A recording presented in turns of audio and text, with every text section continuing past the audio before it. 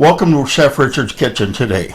Today we're going to have a little different episode, and instead of doing some heavy-duty cooking, which I really love to do, we're going to do something just a bit different, and I'm going to make something for Halloween.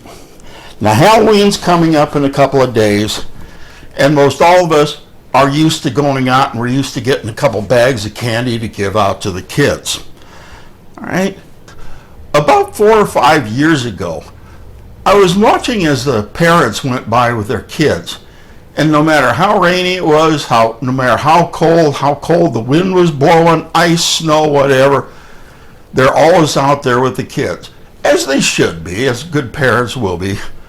But I thought, why should the kids have all the fun on Halloween while mom and dad stand out there and freeze? And so, I thought, let's do something a little bit different. And the first time I did this was about 4 years ago, and I've been doing it ever since. And what we're going to do is, pretty much everybody knows that I homebrew anyway. I make homemade beer, I make homemade wine, and about fall time, around the Halloween, Thanksgiving time, I usually have either some Oktoberfest lager or some pumpkin ale. And the last few years I made pumpkin ale, which I made out of pumpkin. But this year I didn't have any. I do have a keg of Oktoberfest. So what I'm going to do is we're going to have some adult treats this year, and it's going to be a glass of Oktoberfest. So how do we make it really stand out for Halloween? Well, that's easy. Let's just make our tap out of a pumpkin. Now, any of you guys that have out there, or gals, that have done home brewing will know what a jockey box is. And this is very similar to a jockey box. The jockey box actually is usually a cooler that's hollowed out. Your tap goes in there, and then there's several coils in here, and in a jockey box you put ice in there so that as it comes up it cools the beer.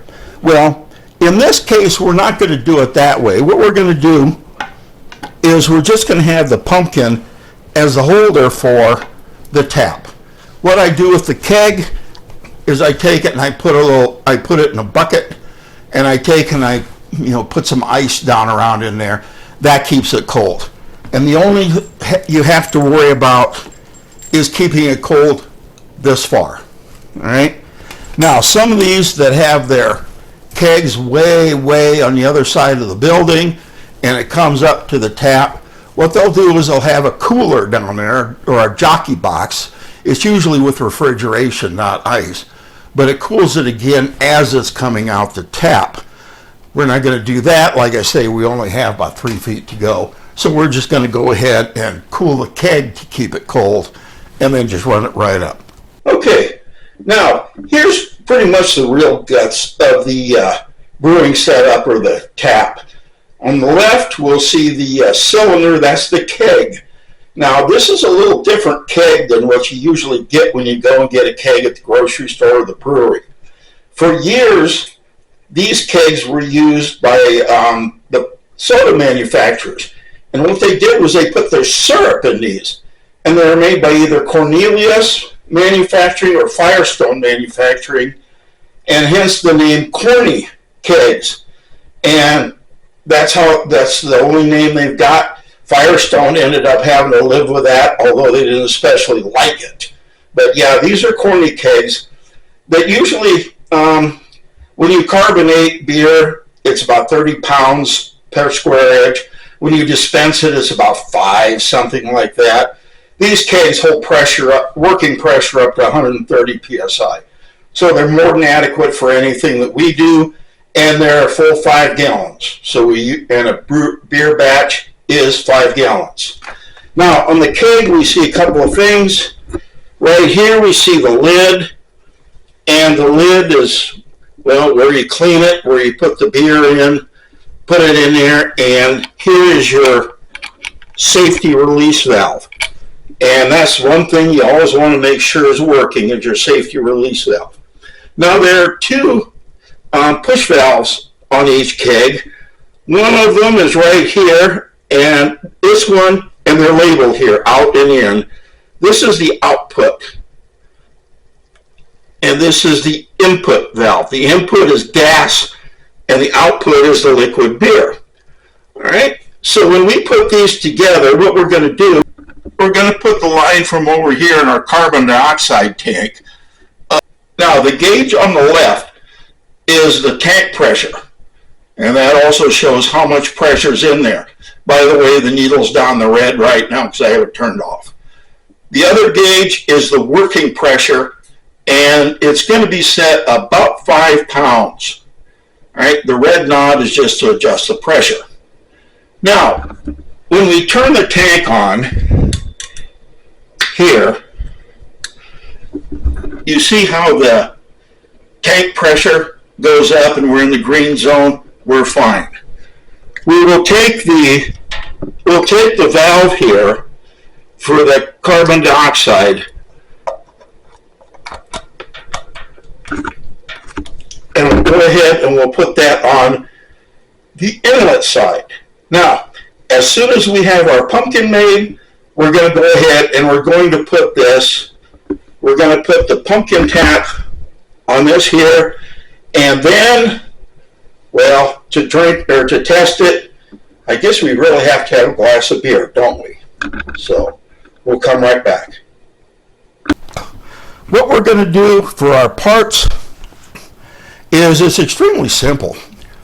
We have a tap, and this is the same kind of a tap you'd see if you were going into a bar or grocery store that was selling beer by the drink or wherever. Just a plain old tap. It's not a nitro tap. In other words, it's not good for making the bubbles in nitrogen beer, but it is for everything else. Here we have a little extension. All right, this is what's going to hold it in the pumpkin. We have two little plastic shoulders. One goes over it like this. It'll go in the pumpkin. We'll put the next one on there, and then there's a little nut that goes on here that'll tighten it up. Finally, what we'll do is we'll put our beer hose, our beer line in here. We'll take this, and we've got our liquid valve going to the keg. We have our liquid valve, and we'll put that right down on the keg itself. So let's get started. Let's assemble it. First thing we want to do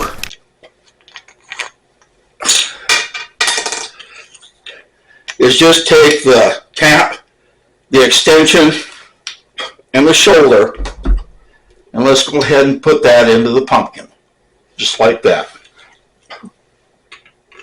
Now let's put the second shoulder on.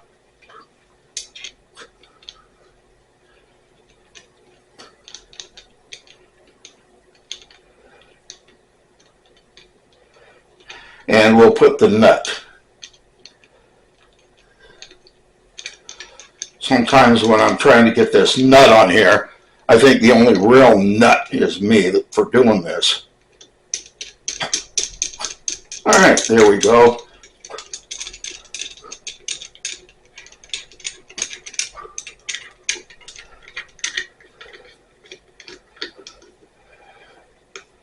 All right, we'll put that in there. Now I'm going to grab an adjustable wrench and we'll tighten it down a little more.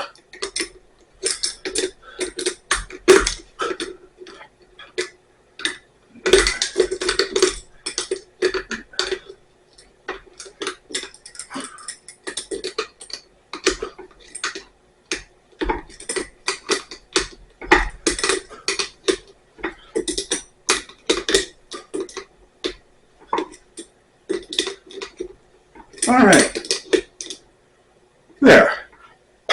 That's pretty substantial in here now.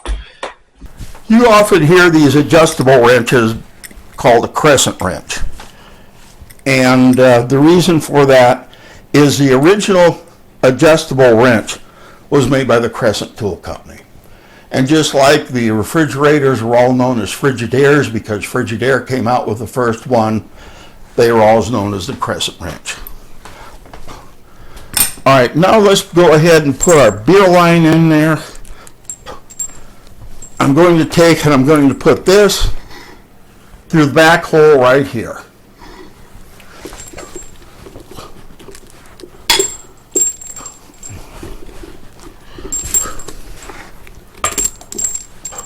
All right. Now I'm going to put in that little rubber washer.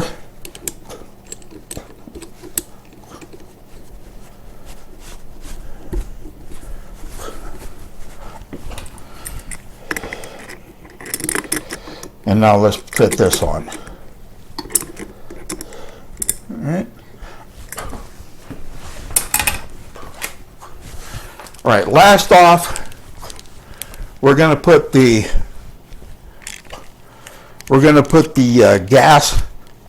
the liquid valve on.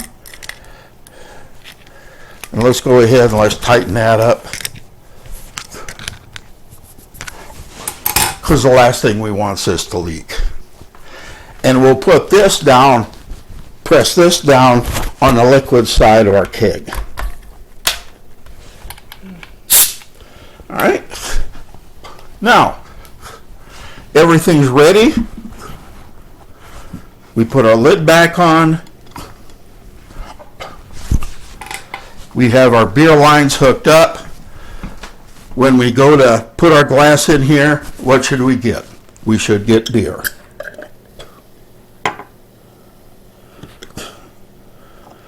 And here we go. Now you'll see a lot of foam in here. That's because it's a brand new keg and it hasn't settled down yet. It's a little overpressurized in there or overcarbonated. But here you go. Here's the beer. Now, one thing you can expect, if you do this, one thing you can expect is you can expect that it'll be the parents instead of the kids that want to keep sneaking back to the house to see if they can get another glass of beer. As far as I'm concerned, as long as they're not driving, I'm more than happy to give them an extra glass or two or three of beer because they're being out there, they're being good parents, they're out with their kids. So, anyway, here's the adult treats.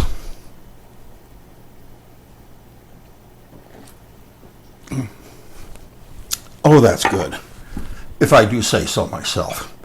Until next time, be careful, be happy, God bless, and remember the main thing, and just like this, cooking should be fun. We'll see you next episode.